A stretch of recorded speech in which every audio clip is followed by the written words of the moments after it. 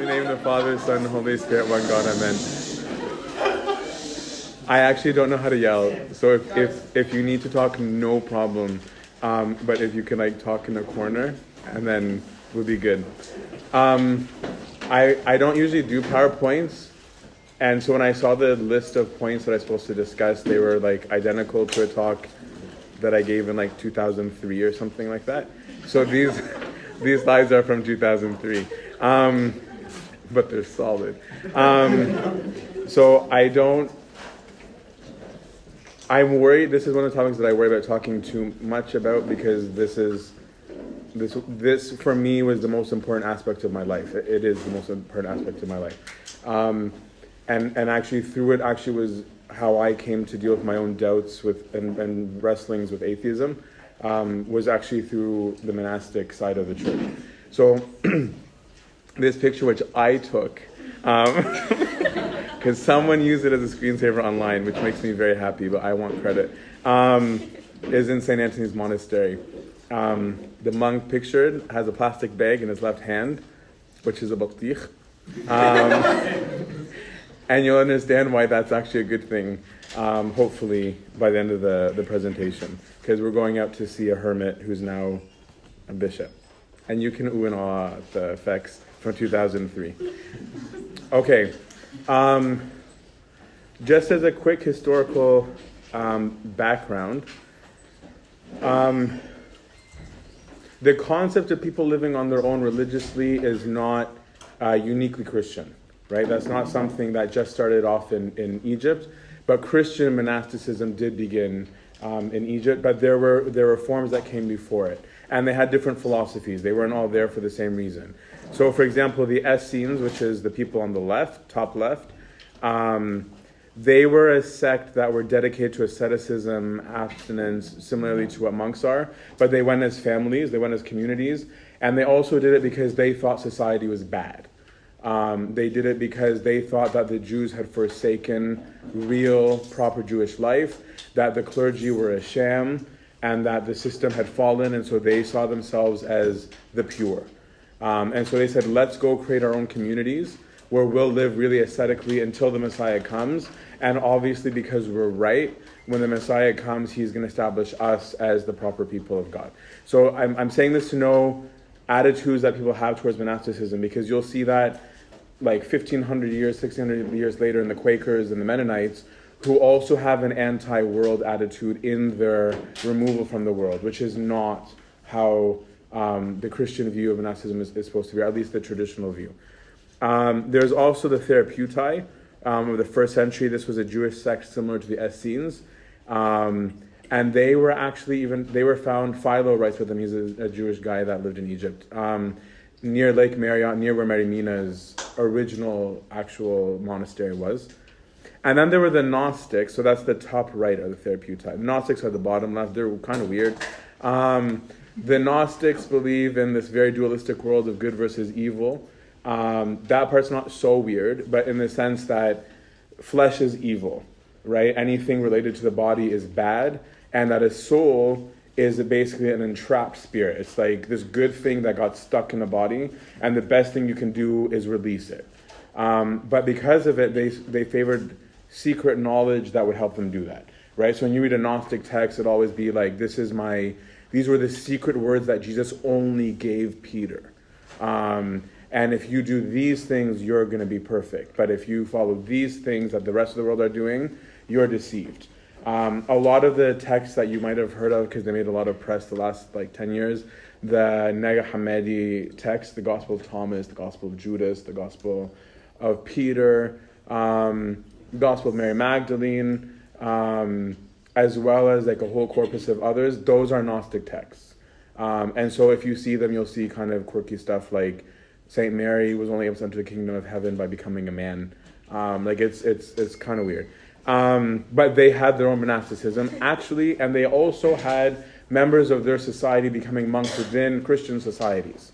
It was this undercover takeover thing. And the Manichaeans, that was a really famous religion for a while.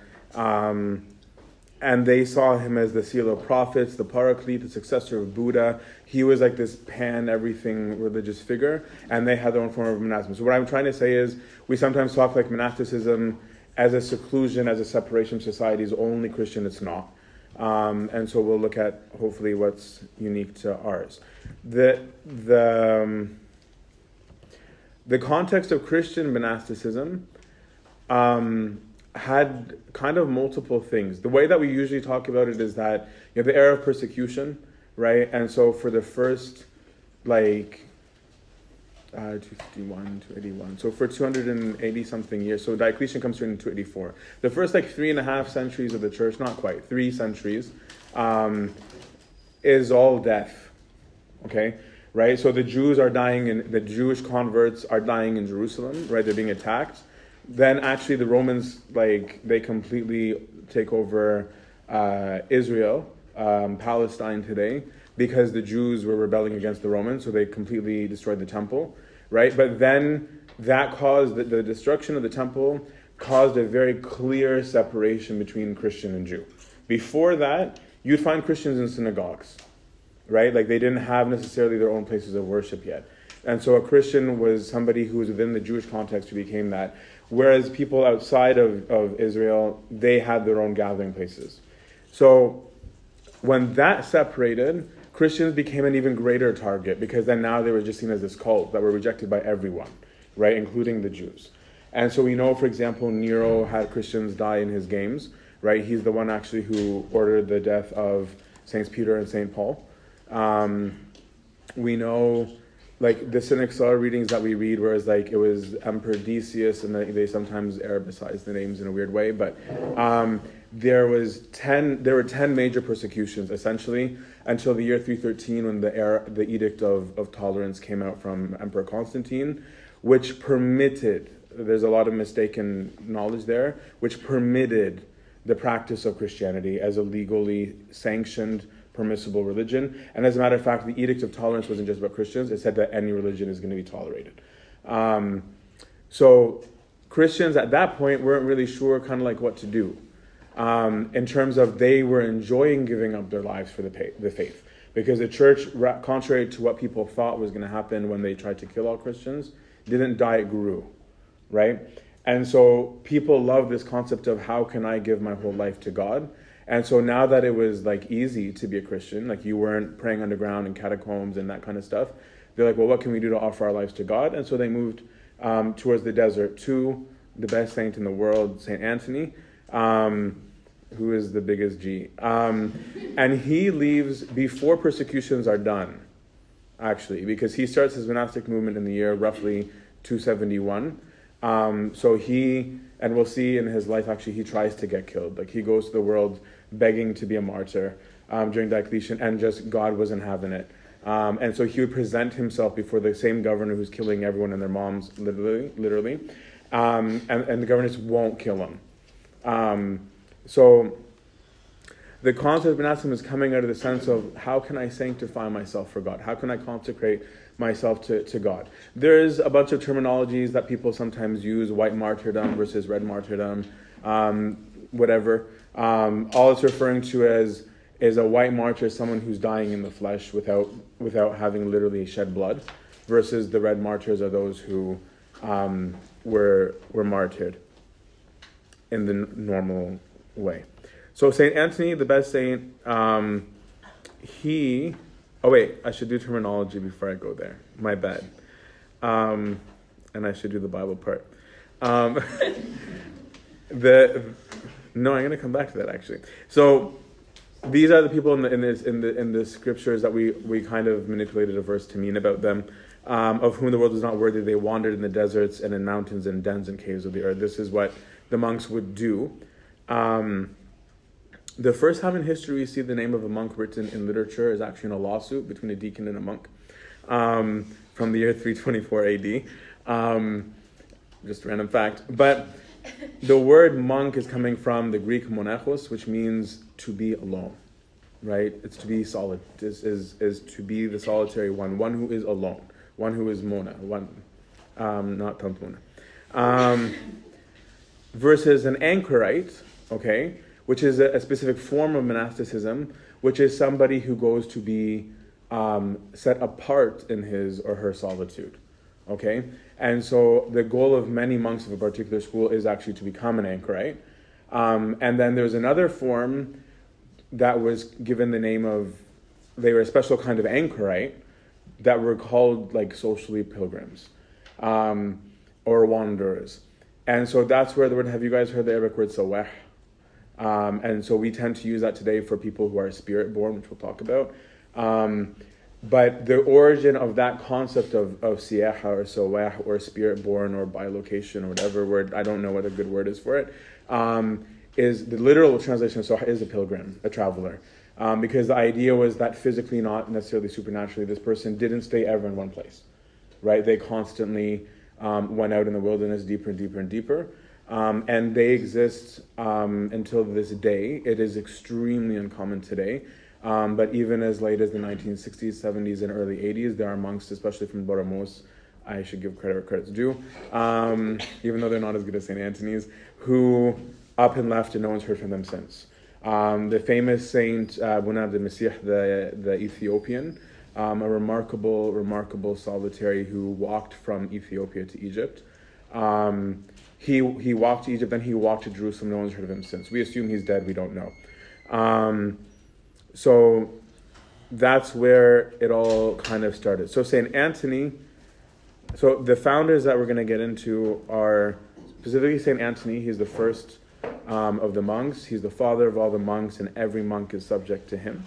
And after him it's true, even St. Macarius, who's on top left, a phenomenal saint.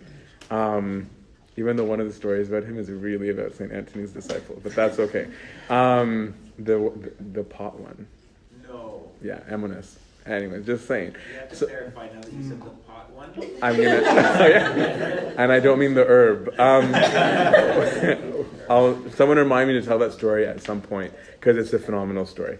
Saint Macarius so Saint Antony, the father of all monks, but his first location for monastic life is in Benissuif, which is near in Minya.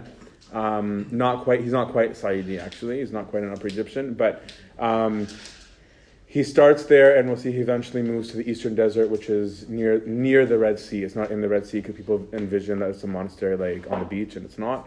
And then St. Macarius is the father of the Western Desert, okay, which is Nitria, Wadi Natrun, Sketis, Shahid. These are all different names for the same area.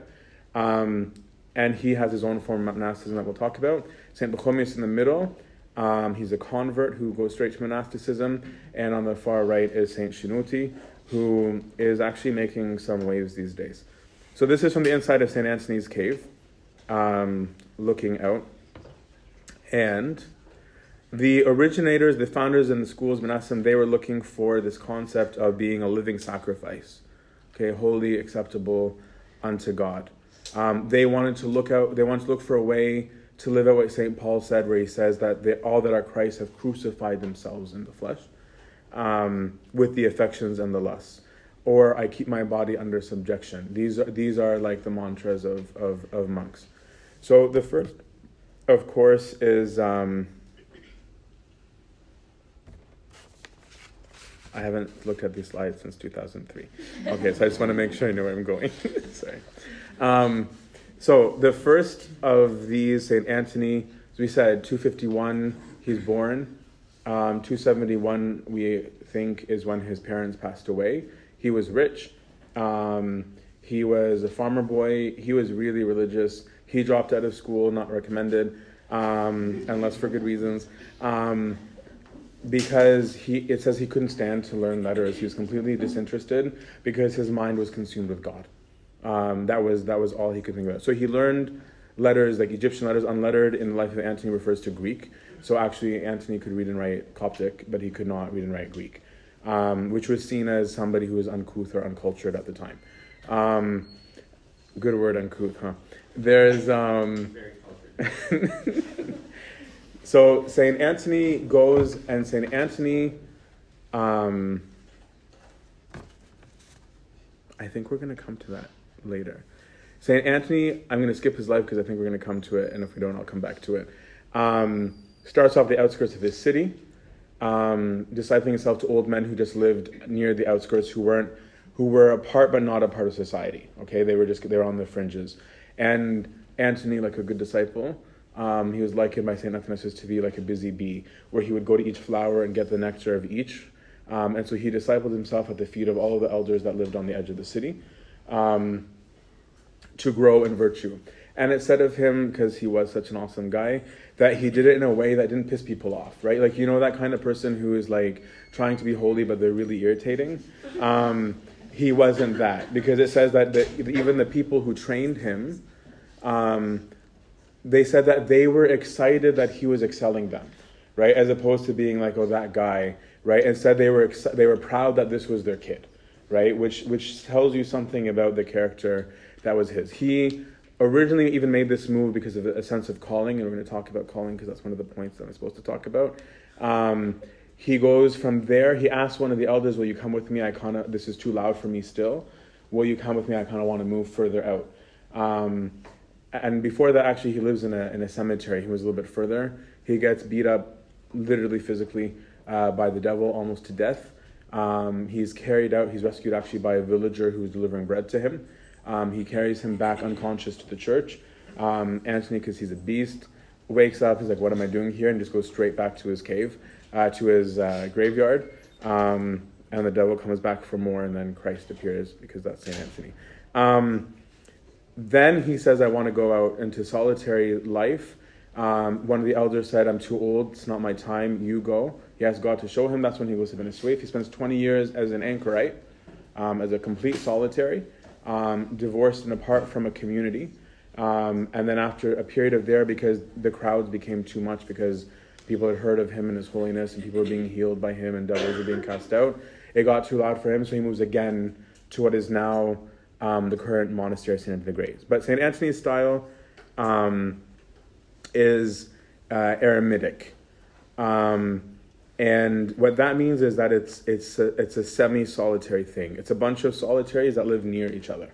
And so they come together and form a kind of community, but they're not living in a community in the way that we'll see that Pachomius is, right? So there's not a bunch of rules that govern the whole group. There's just a weekly synaxis, which is the meeting together of the monks on Saturdays and Sundays, where a priest, because they were not priests, a priest, like Macarius was, but most of them were not priests. And so a priest would come from the outside to do liturgy for them, and they would have their own time of fellowship with one another. And then each would go back to his hermitage. You would go to this kind of style by attaching yourself to an abba, right? You would go and choose an elder and say, I want you to train me on how to be a monk, which meant to be, how do I be a Christian who denies himself in this particular way. That's Antonian eremitic life. And I won't use the technical terms. I was going to say, like, a community is called a laura, and it's centered around an ava or whatever. But individual battle happened within a group context. They did work and pray. Okay, so in this model, in all models, work was an essential. And they would say a man ought not to eat if he hasn't worked. Even the monks would say this.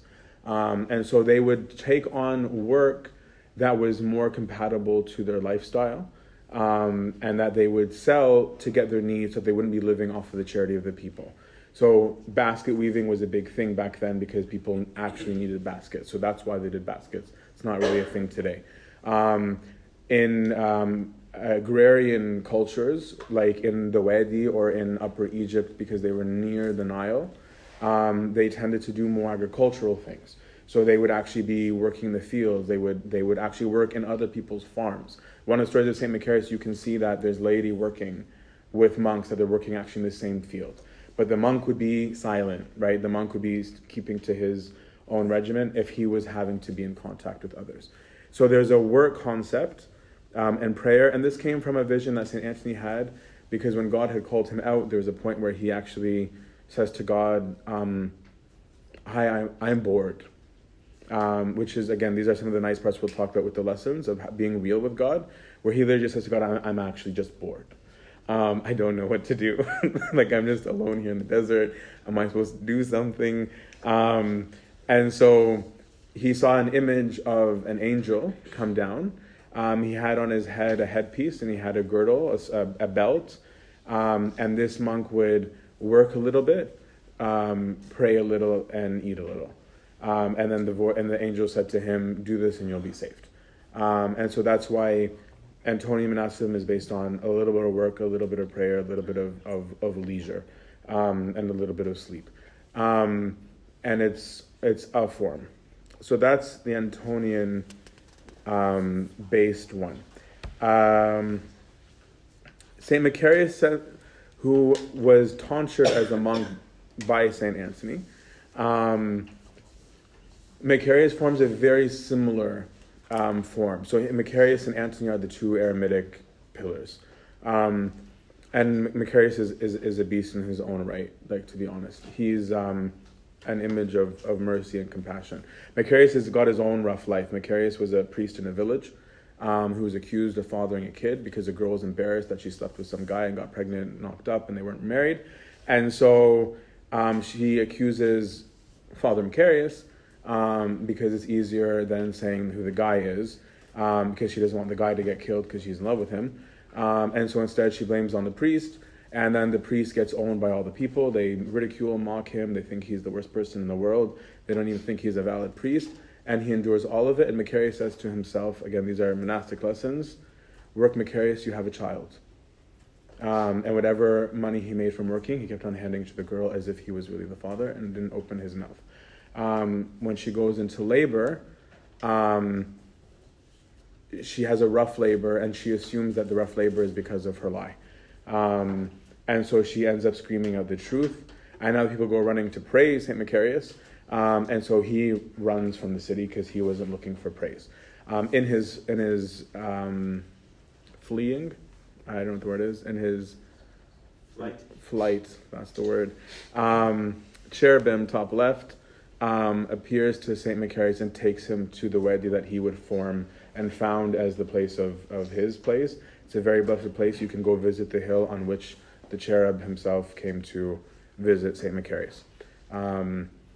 Because all these places, which I hope you'll understand, are very real.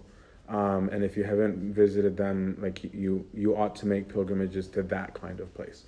In the middle here, St. Bochomius, he was a soldier, very moved by the compassion and love of Christians. He's a pagan, converts. He starts monastic movement, but because he's a soldier, he runs it like an army. So for him, he's literally got barracks.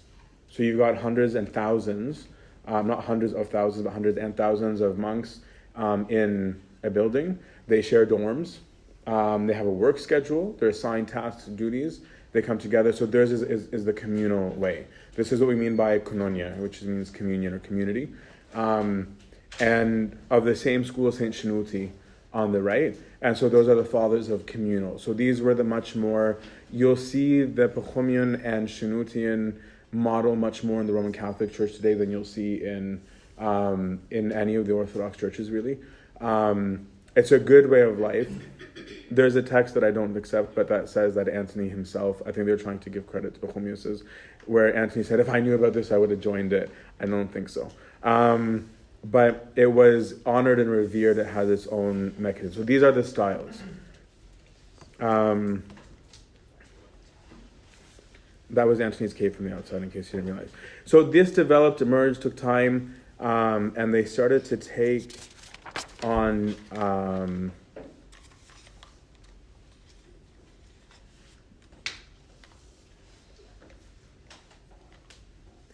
a lot of stuff I'm going to skip. And so it developed, it took on a life of its own. So we see that within even the life of Antony, it's already spread to Palestine. Augustine, Blessed Augustine, in his Confessions, actually, one of the things that's really affected him in his conversion story is the life of Antony, written by Saint Athanasius, because Athanasius was his disciple. And there's a tradition that like Antony and Athanasius, when they'd go for walks, that Antony edited on the Incarnation for Saint Athanasius. which I think is cool. And you see some similar language in the letters of Antony, but that's an aside that you might not care about at all. At the Council of Nicaea, okay, is when you start seeing this monastic bishop connection has started, because some monks had ended up becoming a bishop. But not all bishops were monks. In fact, most bishops had not been monks. That's something that actually emerges later. They actually just took any celibate, literally any celibate, could become a pope. They didn't even need to be a priest first or a bishop first. Any celibate would do. That's why actually, those of you who are familiar with St. Habib Girgis, he was nominated to be patriarch, and he was I think before he was even an archdeacon, actually, but I'm not sure. Then there's a form of monasticism that emerged. It was not a big thing in Egypt. I don't really get it. Like it's cool. I just don't get it. Where people lived on stylites, so they literally they lived on pillars. I don't get it, but they would do all their piety there. I get that there's a sense of cutting off, of not moving, of restricting yourself such that you literally stay in one place all the time, which I think you could do in a room too. But I don't know, and I'm not mocking it, I don't know from what kind of spirituality this emerged, but it's worth noting because it was a big movement that went on for a while. I think they were mocked a lot. So they learned how to accept insults well. So the monks, they work and prayed. What comes? Okay. I have a feeling I wrote these notes to match a different presentation. Just saying. So they had a rule, okay? So you either got your rule, if you're an Eremitic, directly from the Abba, right? If you were in a communal, you got it also from the Abbot, but the rule was uniform. Whereas in an Eremitic, it was much more individual, right? So you'd go to your Abba, like, this is your warfare? Okay, here's your rule. You're going to do Matanyas. For you, no, you're not going to do Matanyas. You're going to do Vigil. For you, you're going to do Psalms. For you, you're going to read the Bible. For you, you're going to keep silence. It wasn't uniform, right? It wasn't just like an Eremitic lifestyle was not uniform. It was very individualized, very tailorized, because you got to understand that monasticism, this is the first and most powerful lay movement in the history of the church. It was a lay movement. This was not a clerical movement, right? This is something that people got up and did, and the church blessed. But the church didn't invent monasticism. The people did. The church as an institution, I should say. And it got ratified and it got blessed, and then stuff happened. But if you were in a communal life, your rule, again, applied to the whole. And actually, you might be surprised that the one universal right of a monk, what might you guess would be the universal right of a monk? That in the rules and canons of communal monasticism, it says this is the one thing you must always provide for a monk without question. Take a guess. It's food. Because the idea here was not to torture people. And so they had a concept, a foundation. You had to provide nourishment no matter what. That we weren't okay with letting somebody die of starvation or anything like that. So there's a lot of different rules that emerged over time. But the origins of monasticism, so Pachomius and Shenouda in Arabic, they were a lot more, like I said, they were militant, right? So for them, it was like, if you accept a gift, here's your punishment, right? It was very military oriented. The Eremitical style was seen as much more voluntary. So it was like, you can bring it, but that might be really dumb. Why do you want to bring it? Why are you here? Right? And you'll see that difference in language when you see the sayings of the Eremitic fathers about possessions versus when you see a Pachomian, or especially Shenoudian one. So some of the rules involved renunciation of property, having nothing in your cell. Father Lazarus, have you guys heard of Father Lazarus, El Antony? One of the first things he ever told me when I was like 18, he was like, oh, I'm a bad monk. I have books in my cell, in my cave. I was like, yeah, you're terrible. So they were encouraged, and he's saying it because of that, right? Because these early fathers, they didn't have anything. Accepting gifts was a big no. You were not supposed to take gifts, not of money, not of anything, not of food. Disobedience was a much bigger deal in the Bohemian models, but it was a big deal in the Aramidic. It was just dealt with differently. And when I'm going overtime, someone stop me. Everyone, like we said, had to work. Conversation with others, you get leisure time in both models. Like it was not I just want you to get a sense of what the old life looked like before looking at the new. Owning property was also a no. And we don't see the owning of property emerge until the Muslim invasion of Egypt. And that's an important moment because it monumentally changed Egypt and its monastic life. Because when the state would impose what was called the jizya, the tax of remaining a Christian, this tax was also imposed on monasteries. And so a monastery formed when there was enough monks. So the way that a monastery was built in the old days was an Abba went out, disciples followed, you got them a building. We do things very opposite today. But that was how it was formed. So then the state would impose money. And because of this, for survival's sake, right, then monasteries started to register land. They didn't used to. Because of this, one of the characteristics that they looked for in an abbot of a monastery was financial access. So they didn't stop looking at the spiritual, but they said, but we also need someone who has access, or spiritual as may be, the monastery will shut down. And so this became a very, very, very big deal. And that changed a lot. It changed the culture, right? Because everything before was completely voluntary. No one could care less about the whole financial aspect. And so leadership was influenced by wealth. After Islam, there's the divorce of Palestinian monasticism from Egypt post-Chalcedon, because there was very close links. But when the church split in the year 451, so did the monastics to some extent. We have some amazing Oriental Orthodox fathers, which for some reason some Eastern think are Eastern, but they're not, which I'm not saying polemically. Saint Barsanuphi and John. And the reason why I'm mentioning them is because they made it as a rule for their monastery, because they're in Palestine, we will not differentiate a Chalcedonian from a non-Chalcedonian.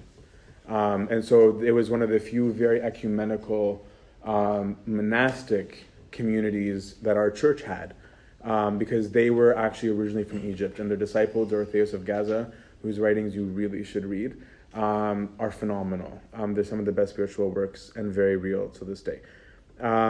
As we said, Syrian monasticism got a little bit more extreme with their stylites. And then numbers dwindled, and there's a reading we'll see about Macarius the Great, the spirit bearer, where he makes a prophecy about future monks. Wow, this is a nice photo, huh? This is St. Antony the Great's monastery. So, so I don't want to go there yet. So, modern monasticism, the question that one of the things I was asked to address is it a calling or is it a choice? Is it a blend of both? That one is a difficult one for me to answer because I was raised in a particular school. So what I will say is that there are schools on that. I believe it is a calling. And by calling, I do not mean like the heebie-jeebies and like the little butterflies of like, I think I kind of like it. I actually think a lot of religious people, when they go through a reading phase of monastic literature, often get that feeling of wanting to be. Like that's a very like, I really think there's a Coptic monk phase that like a lot of people go through, or there used to be, or maybe I'm weird. But a calling is a divine calling, right? St. Antony was reading the gospel and it was different. It was God calling him, right? And it was God confirming it. St. Macarius, a cherub came, sent him to where he was going, right? It was not just, hey, I'm going to go and try this out. I would be more comfortable with the sense of choice if there wasn't a modern innovation in monasticism that I'm not going to pretend I believe in. I shouldn't say that I'm being recorded. I don't like it, I obey it, which is the concept of vows. Early monks didn't make vows, right? You can't vow to be something. I can't vow that I'll never be unchaste. As we'll see from monastic literature, they were very unchaste. We have women up in people's cells, monks who left and married Jews and came back. Like, people fall. right? And what you'll see in monastic literature is how real they are about those falls. But so I don't personally feel I can vow, which is also incidentally why we don't do marital vows, is because I can't vow something I can't keep. I can't vow something that comes by grace. But because of this nature of vows, this is why I tend much more towards the calling. Because I wouldn't mind somebody making a choice, and I'm saying me because there's not a dogma, that's why I'm not saying the church. It wouldn't bother me so much if someone made a choice if there weren't vows involved, right? If it was something that you could just also leave easily, which you could in the beginning, it was seen as a serious thing to leave, but you were allowed to, but there's no penalty for leaving, then it wouldn't be a big deal. But if you made a vow, your leaving is a really big deal. Because you just vowed something to God, and you're like, actually, let's get a divorce. And divorce is a big deal. And so a calling is really important. And in all the monks that I've met in modern times, like, that I'm most moved by, I guess, they were all called. I know one monk who was like, he was telling me, he was like, I was so worried. He was like, I wanted to be a monk. He's like, I really wanted to be a monk. And my priest kept on saying it's a calling, and I didn't get a calling. And he was like, and so one time, he was like, I had just finished my military service, and I was like, ready to go. And my father confession was like, nah, I don't think so. And he was, I'll tell you what, how about you go for a retreat? And this is like he's mid-1980s when he went. And his father was like, why don't you go for a retreat? If they tell you, why don't you stay? We'll take it as a sign. And so the guy's like, who does that? Like that's not a thing, right? Where you're not gonna like go for a stroll with some guy and he's like, oh, khalik ad, right? You can just stay, right? We'll make you a monk, right? There's a vigorous training program, especially in those days, and you were more often met with rejection in those days than you were with acceptance, sorry. And so he went, and he was like, and then it really sucked because I was the only guy in the retreat house. Which is where you usually go when you're taking the route of becoming a monk. And it was raining like there's no tomorrow. So the monk in charge of the retreat house was like, you've been here a billion times, no one's here, here are the keys, you do your own thing. And he's like, great, no, I'm not even gonna have contact with them, right? So I'm not gonna get this invitation that my father of confession wants. He didn't realize that his father of confession was saying, God, I think it's his calling, I'm not sure if it is, can you do this for him? Right? So he goes, it rained for 3 days. No one walked out of their cells. People were in Tizbah liturgy and they ran. And he was like, and I was only staying for 3 days. He goes, on the third day I go to liturgy and we're leaving. And so some random monk comes walking beside me. And he's like, hey. I was like, hey. He's like, why don't you stay? And he's like, what? He goes, I'm going to. And he goes, sure. And he goes, but we need to ask the abbot. And he's like, I am the abbot. And so I was like, oh, this is great. And so he went back and it was confirmed. You have someone like Father Lazarus, where you've got St. Mary walking out of an icon and hugging him, right? And St. Antony speaking to him in the cave of St. Antony, saying words in Coptic, and it was intentionally in Coptic so that he wouldn't think he was crazy, right? Because he didn't know Coptic. So that when he would go down and ask a monk, what does this expression mean? Right? You guys are from this church, you better know the doxology of St. Antony, or I'll drop kick your faces. What do we say in the final verse of the doxology? Pray the Lord on our behalf, our lords and fathers who... Yeah. Right? Pimai no shiri. That's what St. Antony said to him. He said, Pimai no shiri, and he said it 3 times. So that when he would go down and ask a monk, what is this Pimai no shiri business thing? Right? He was like, oh, it's the one who loves his disciples, his children, his sons. And he's like, I'm staying here. So this concept of calling is still exceptionally real today, and is an important one. Because if you're not called, because when we look at what monastic warfare looks like, your life sucks. If you've chosen, no, this wasn't one of the saints, Father Matthew the Poor made a statement, I think he's saintly, but he said to a monk, the monastery walls will either make it prison or paradise. It depends on how you view those walls, right? And so if somebody has chosen that for whatever reason, for a wrong reason or whatever it is, that person's screwed after, right? Because then they're going to be like, maybe I chose wrong. Maybe I misread. Maybe I misinterpreted. I'm not up for this. And the monastic warfare is a whole other level, because how many of you know how to be alone for 15 minutes? Completely alone, no, yeah, I'm sure there are some of you. Okay. How many of you can do it for 3 days? How many of you can do it for 80 years? We don't know. Yeah. So it takes training. Not many people. I'm saying it's an elect few who actually can do that. Many people within no time get antsy, right? When I was a novice at St. Antony's in California, there was a priest who was doing his 40 days, and he got owned because he was on this other campus of the monastery, and there was not a living soul. He's like, I had no electronics at the time, but he came. He's like, we're going for a walk. He was like, I don't care what your rules are. And he was like, I'm going crazy.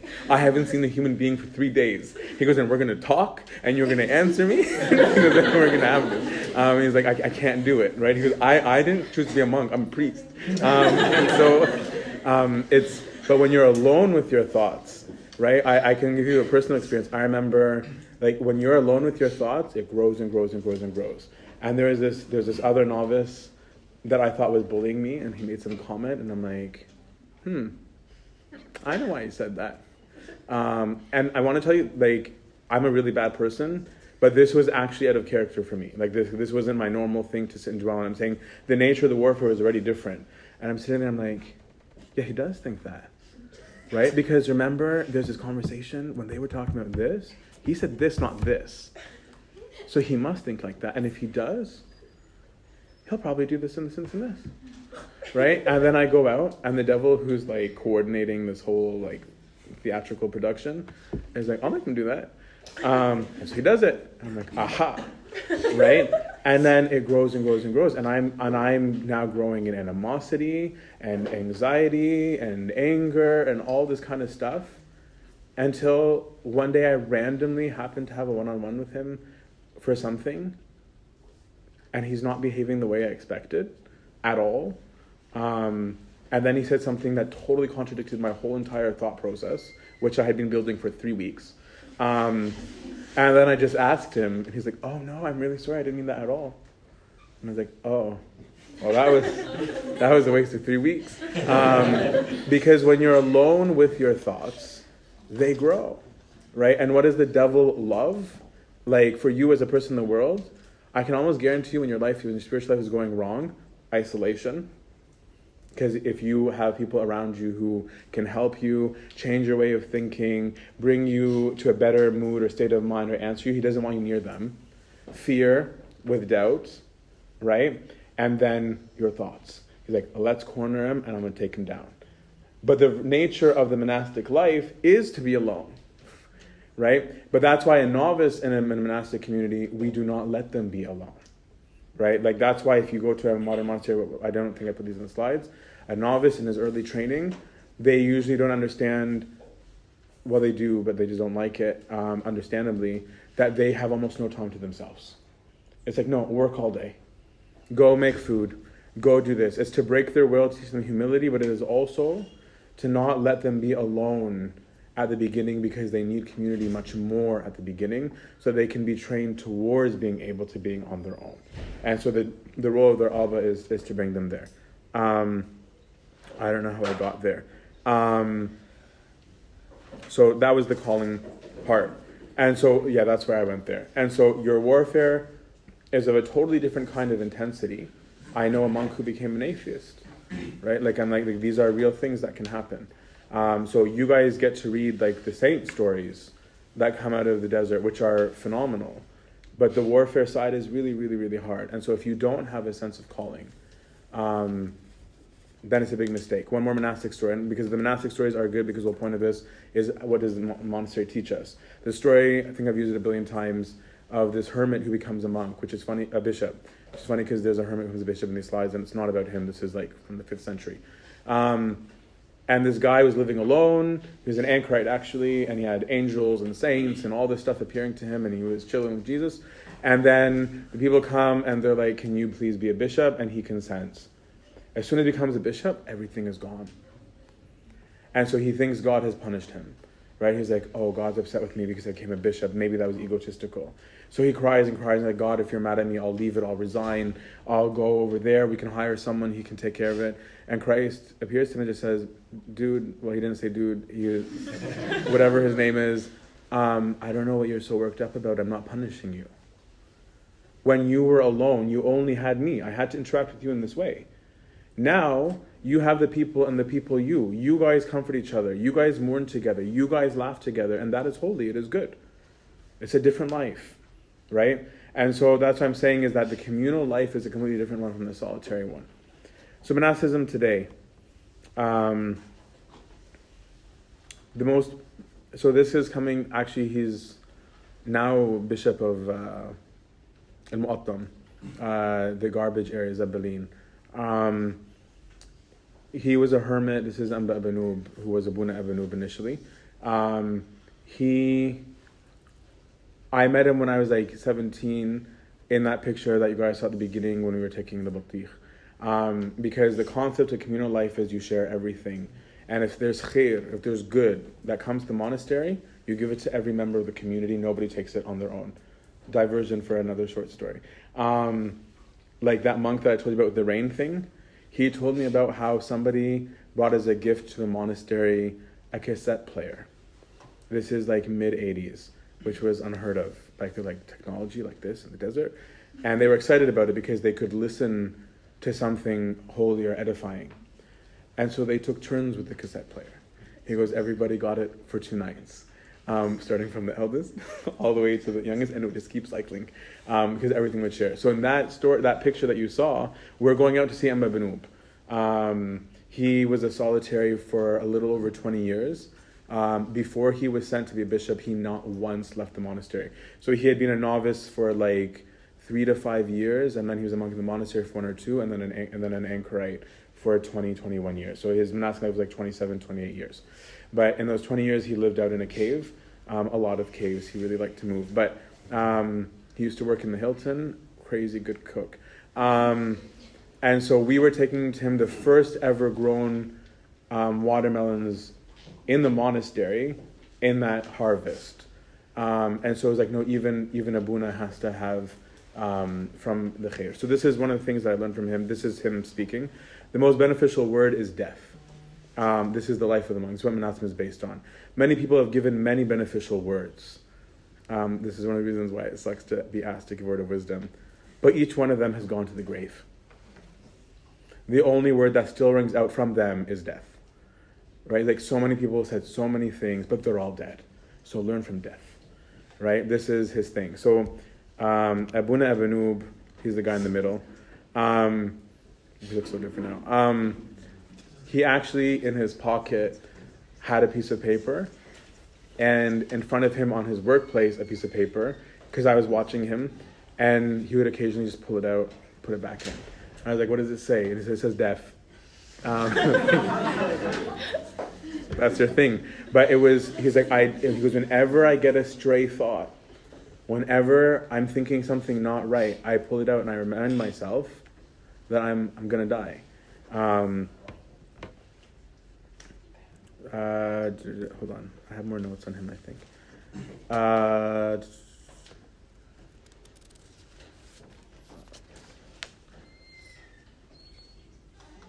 Yeah, I'll tell these stories after. Where is... I had notes on the individuals. I guess not.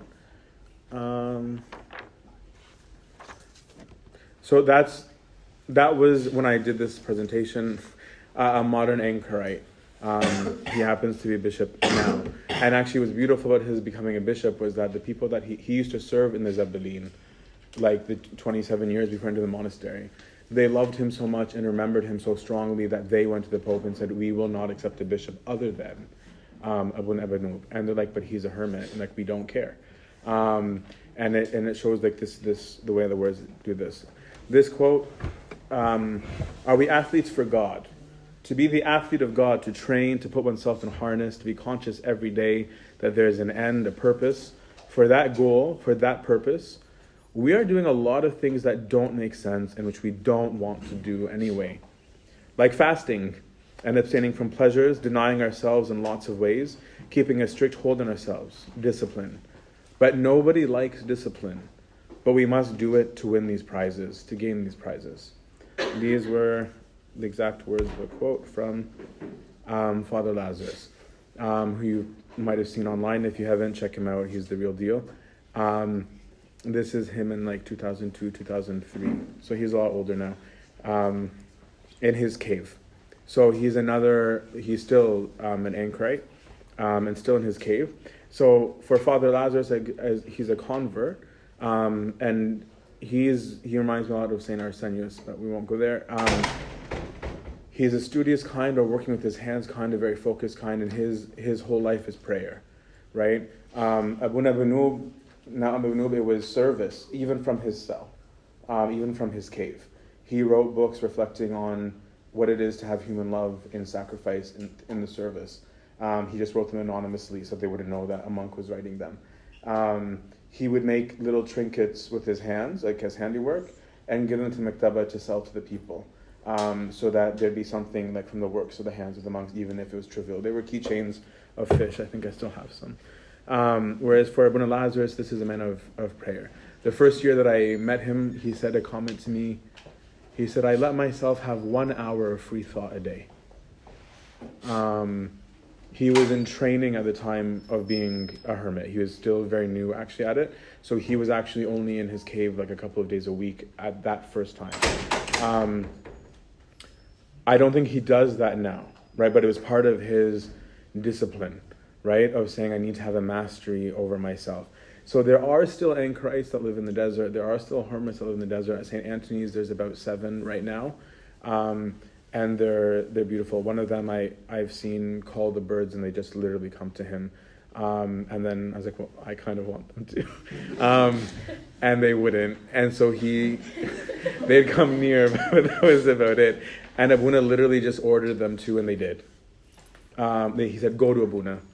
And so they were all in my hand. I'm like, that's right.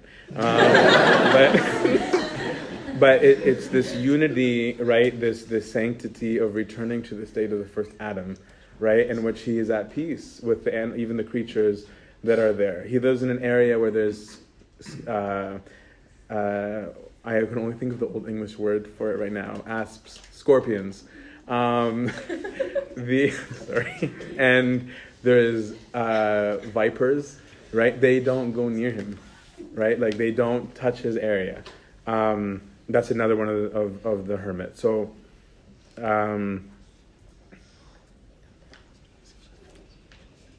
this is from another monk. I'm trying to show you the way that monastic works right now is you've got all the different styles merged in one building. Okay, unfortunately, that's the way it is. Actually, it's not necessarily unfortunately. It has its pros and it has its cons. So this next person, who's somebody who lives in the monastery, if I have learned anything from my monastic life, and keep in mind when these guys are saying it, they're not just being cheesy. It's that I'm nothing. God alone upholds. The prayers of my father of confession sustain me. This is Abuna Ma'or Antony. So Abuna Ma'or is somebody who never went to live a solitary life from within the community. This is somebody whose whole principle of life is based on 100% obedience, which is the highest level of and lowest level of virtue, of a submission. Abuna Ma'or, when he was in his younger days, I mean, he's a hegemon now, but he wouldn't even choose. He was in charge of planting at the time of the greenhouse and of the agricultural side, which he learned in the monastery he'd never done in his life. He would not plant something without going to his father of confession. And he's like, what do I plant? Like, not because the father of confession particularly cared what he planted, but he's like, I don't want to ever do something. This is an obedience specifically for monks. I'm not telling you that you ought to do the same thing in a secular confession, quote unquote secular. But this is the level to which he takes it. He would make sure that the first watering of his plants, he'd bring his father of confession, who you're going to meet in a few slides, would bless the water, and then he would take it and throw it at the plants. When he grew mangoes, he didn't touch a single one. He went to his father of confession and said, you take, bless first, and then I will distribute to the brethren, and then I will eat. And because of it, this monk has had many blessings. He'd kill me that am saying who he is, because usually I don't like to say a name in the story, but it's too late. His father of confession has the gift. I really messed up because we're going to have a slide about him, and I shouldn't have done that, of being spirit born. And so in days, because of this connection, because of this depth of love between them, where actually Abuna was in major warfare, his father of confession would come to him spirit born, because you're going to see that he serves in the world, and actually tucked him in at night after praying with him, right? Like it's not just like okay, you told me to do it, I'll do it. It's a submission of deep love. So Abuna Ma'ar is the traditional. He is like a Pachomian meets Antonian, in the sense that he's got a disciplined work life in his youth in this picture. Now he's an elder, he doesn't work as much, but with a life of pure obedience and of real love to the brethren. Like if there's anyone upset in the monastery, Abuna Ma'ar is going to make them laugh, right? Like he's the one that they're going to go to and be like, I can go to him and find peace, right? If there's like youth, like me, he impacted me a lot, where I thought like a proper spiritual way was to be like, I'm filth, I'm scum, I'm so bad, and like Jesus loves me, but I'm not worthy because I'm scum. And I thought that's what we're supposed to say. And when I was walking with him, he just kind of gave me this look of like, right. I'm like, isn't that good? I'm repenting. And he's like, I don't know about that stuff. He's like, I know God loves us. He's like, I know we mess up. I just don't know about this scum business. Like, which was really refreshing, of being able to find out that I can have a relationship with God that doesn't require me hating myself, which is a deeply wrong theology. But anyway, that's Abuna Ma'ar. The chances of getting Abuna Abanub out of his cell, even to see his family, who have traveled so far to see him, are next to none. I couldn't get a quote from him at the time, because at the time he really almost never talked. But I got to him. But this is from 2003. Abuna Abanub, Abuna Arsenios, sorry. Abuna Arsenios, it's amazing for me to even see this picture, because it's been 16 years, because today he's in a wheelchair. One of the ways of holiness, if you read the monastic literature, they talk about having multiple warfares. They talk about 3 or 4 different categories of ways. One of them is disease. And that's Abuna Arsenios' way. Abuna Arsenios has multiple sclerosis. So today he cannot walk. Today he's confined to a wheelchair. The beauty is that if you see Abuna Arsenios of 2002, 2003, 2001, from 2000-ish when I met him, to today, his face glows. The man is radiating joy. Like he's not somebody, and he's so real, right? Because his warfare helps people understand. So in those days, he wouldn't see anybody, not visitors, not family, not no one, right? So literally, when his families would come, he's like, I don't know them, then I'm dead. And so the monks would be like, yeah, I'm like head right? Like, calm your nerves, go out. And he's like, no, I don't, and I do it for all. I don't do relationships with anyone, and I'm not making exceptions. So he was an example to me of a solitary kind of within the monastery. He didn't refrain from interacting with fellow monks if they asked him, but he would never go out of his way to participate in social things. Today, because of it, it's beautiful to go sit with him and ask his advice on things. I deal with disease, so I remember like asking him, like, how do you deal with it? Because I stop feeling sorry for myself when I see you. I was like, no offense. Because if I think it sucks to be limited by obesity with a disease, I'm like, the guy needs help going to the bathroom, right? And for a monastic, that's rough, right? Because it's not just a dignity of humanity. It's I want my monastic aloneness. I don't ever want to be exposed in that way to someone. So it's a much deeper humility for a monk to be vulnerable than it is for one of us to be vulnerable. Or even about dealing with grudges. And he was like, because I don't know where Christians get this when I forgive, I forget thing. He's like, that's not in the Bible. He's like, it's not a verse. And he was like, but he's like, forgetting is an act of divine mercy, but you're not, he's like, you're called to forgive, but I don't know that you could forget. What you can work on is your reaction towards that person, right? Such that you actually really love them. And he goes, and then maybe you will forget.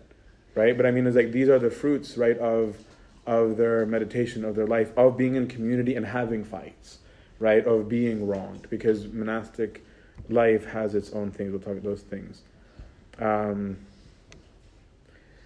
Okay, so so this is Abuna Timotheus, who does not do pictures. Unless you're taking a picture of church, he won't run. This guy's a beast. He's this really, really short monk who thinks nothing of himself. But this monk follows the rules to the T, which is a virtue. I have never seen anybody more multazim, more consistent in my life than this man. In his now 30-something years of monastic life, he has never missed a tazbahah. He has never missed a liturgy, ever, except 2 or 3 times, all of which when he was incapacitated by illness such that he could not physically get there. That's it. He'll take a lot of confessions of the retreat boys, and he prays daily in St. Antony's cave or in St. Paul the Simple. And so even though he got a disease, he had Hep C, now he has rheumatoid arthritis, and he goes up and down, up and down, up and down. He's tripped because of his arthritis, broken his hip, and he still goes up and down, up and down. And in a monastic, one of the vows of the monks now, the modern vow, is to never allow a lay person in their cell.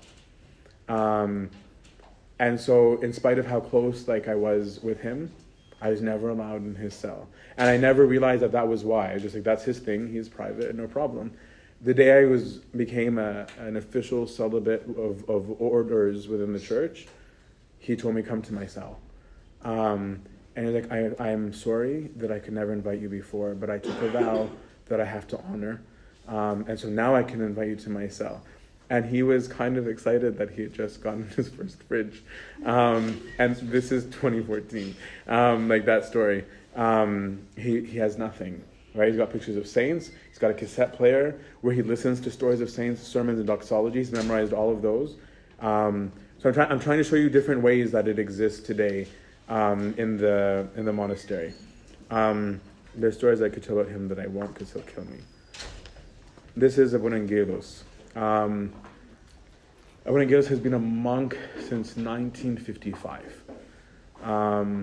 So he is now 64 years in monastically. He became a monk because he saw Sawah, a spirit-born person in his village. And he's like, I'm going to do that. And God led him. He was called to service. But Abunangelos is a man of very few words. So Abunangelos, how many of you, do you guys know the life of Saint Bishoy Kamen? Have you guys read the story of him when he's praying in Jerusalem and lights are coming out of his hands? You should read it. The monk who's with him is Abunangelos in that story. And so he was called to serve in the days of Pope Crodulus, actually. And again, a very, very real person. He was mad at Pope Crodulus, actually, because Pope Crodulus had made an administrative change in the monastery, so Abunangelos got mad. So when Pope Crodulus was going on a visit to, there's a land owned by the monastery in Benesuif where they raise their cattle, so Abunangelos was there. He started screaming from the balcony, Yaskot Babo Crodulus, which is like, let Pope Crodulus fall. Right, in the revolution, they're the people demand. What's the English equivalent of it? The what? The downman? No, down with. Yeah, down with Pope Crodulus. That's what I'm looking for. He's literally screaming down with Pope Crodulus. And so Pope Crodulus looked at him. Abuna freaked out. So he ran to hide in a random closet. And then 10 minutes later, someone knocks on the door and opens. And Abunangelos is face to face with Pope Crodulus. And he goes, "You're mad at me?" He's like, "Yeah, a little bit." So they not only reconcile, but Pope Crodulus sends him to Jerusalem. And when he was in Jerusalem, he actually had a terrible dream. This just shows you this love that goes beyond spirit. This is the monastic spirit. That Pope Crodulus had been strangled to death. And he freaked out of his mind again. So he went and booked a plane to Cairo. He gets off the plane, And there's a guy waiting in the airport. He didn't tell anyone. There's a guy waiting for him sent by Pope Carlos. He was Pope Carlos sent me to get you.